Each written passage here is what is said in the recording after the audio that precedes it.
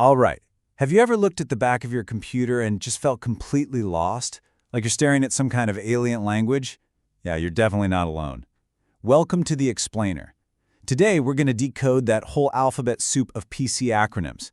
You know, things like USB, HDMI, KVM, and HCI. We're going to turn all that confusion into confidence. So let's just jump right in. You see, at their core, all those letters and numbers aren't just jargon. They're the building blocks of a conversation. It's the language that lets your keyboard talk to your processor and your monitor talk to your graphics card. And understanding this language, well, that's the first real step to truly understanding your machine. So let's start with the physical words of this language. You know, the ports and connectors you can actually see and touch. We're going to trace their evolution from these slow, clunky, single-purpose plugs of the past all the way to the blazing fast, all-in-one connectors we have today. And we've got to start with a true classic, the VGA port.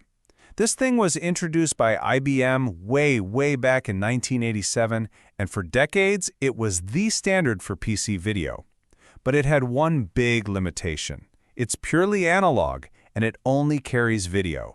That meant you always needed a second, separate cable just for your audio. Well, that whole hassle with a separate audio cable led directly to its modern successor, HDMI. And this was a revolutionary jump, seriously. By bundling high-definition digital video and audio into one simple, convenient cable, HDMI cleaned up our desks and pretty much became the default for everything. Monitors, TVs, gaming consoles, you name it. But not all HDMI is created equal. The leap in capability between versions is just massive. Just look at this. HDMI 2.1 offers more than double the bandwidth of 2.0. So what does that actually mean for you? Well, it means smoother, high refresh rate gaming at 4K, and it gives you the power to drive these stunning 8K displays. It's all about moving more data and moving it faster. Speaking of legacy tech, you might still find these little color-coded ports on some motherboards. This is PS/2. For a long time, these were the dedicated go-to connectors for your keyboard and your mouse, right before another standard came along and, well, took over the world. So what was the actual difference here? It's all about how they talk to the computer. A PS2 device uses what's called an interrupt. Think of it like it's yelling at the CPU the instant a key is pressed. A USB device, on the other hand, gets pulled. The CPU just calmly checks in with it every few milliseconds asking, hey, you got anything for me? And while that interrupt method is technically very direct, the sheer convenience of USB's approach is what won out. I mean, being able to plug and unplug devices without having to restart your entire PC, that's a game changer. But here's the interesting thing. That doesn't mean PS2 is totally gone. Nope. In fact, it still has a really dedicated niche following. Hardcore gamers love it because it can register every single key press at once, no problem. In high-security offices, IT can disable all the USB ports to prevent data theft and just rely on PS2. And for tech support, it's a lifesaver because it works at a super basic level before any other drivers even think about loading. Okay, and that brings us to the great unifier itself, the Universal Serial Bus, or USB. Its goal was simple, but absolutely brilliant. Create one port to rule them all. One plug to replace that messy collection of different connectors for printers, scanners, keyboards, and pretty much everything else. And this gets to one of the biggest headaches for anyone buying PC gear today. The names are so confusing. The group in charge of USB has rebranded the standards multiple times. So it was once called USB 3.0, is now, officially, USB 3.2 Gen 1. It has the exact same 5 gigabit per second speed, just a new, way more confusing name. It basically forces you to look at the spec sheet, not just the marketing label. And right here, this is the single most important thing to understand about modern USB. Ready? USB-C is just the physical shape, that small, oval, reversible plug. That's it. The protocol, like USB 4, that's the technology that actually determines the speed and what it can do. You can have a slow, old protocol in a new shaped port. I'll say it again, the shape does not guarantee speed. Now let's talk about a port that prioritizes one thing above all else, stability. And that's the humble RJ45, which you probably just know as your Ethernet port. Now, Wi-Fi is great, super convenient, but for anyone who needs maximum speed and a rock-solid, stable connection, I'm talking gamers, streamers, professionals, nothing beats a direct, wired link. And you know, if that connection ever fails, the way you troubleshoot it is a masterclass in IT logic. You always start with the physical layer. Is the cable plugged in all the way? Is it damaged? Then you move up to the hardware layer. Try restarting your modem and router, the classic turn it off and on again. And only after you've checked those two things should you move to the software layer and start running diagnostics. Physical, hardware, software. It's a great lesson. Okay, now let's talk about the undisputed powerhouse of connectivity, Thunderbolt. This was developed by Intel and Apple, and its mission is basically to be the one cable that does everything: blazing fast data, multiple high-res displays, and enough power to charge your laptop all at the same time. All you got to do is look for that little lightning bolt icon next to the port.